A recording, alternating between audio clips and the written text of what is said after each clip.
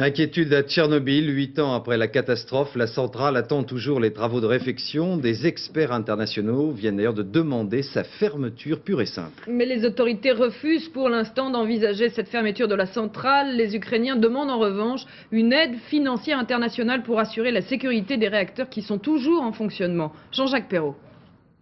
8 ans après la catastrophe de Tchernobyl, la centrale maudite, ou plutôt ce qu'il en reste, fonctionne encore à plein régime. Et au fil des mois, deux menaces se précisent. La première sur ce fameux sarcophage de béton qui recouvre les ruines de la tranche 4, celle qui a explosé en 86. Selon tous les experts qui ont inspecté le site, cette coquille de protection ne résistera pas au-delà de 5 à 10 ans. Deuxième menace, elle vient des réacteurs qui continuent de produire de l'énergie.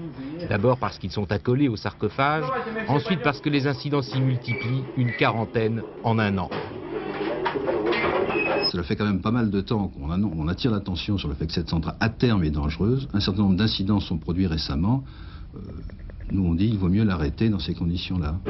Ces réacteurs de conception ancienne n'ont pas été améliorés comme on l'a fait en Russie. Le problème est financier et l'Ukraine n'a pas non plus les moyens de fermer Tchernobyl qui fournit 7% de son énergie. 5 centrales de remplacement sont en chantier, mais il manque 20 milliards de francs pour les achever. On conseille quand même d'essayer d'obtenir un engagement relativement précis et relativement ferme des Ukrainiens en échange ou en contrepartie, ce qui est normal, d'une aide qui leur permettrait de faire démarrer d'autres sources d'énergie. Le gouvernement ukrainien confirme qu'il est conscient des dangers de Tchernobyl, mais il attend l'aide financière occidentale pour avoir les moyens de les conjurer.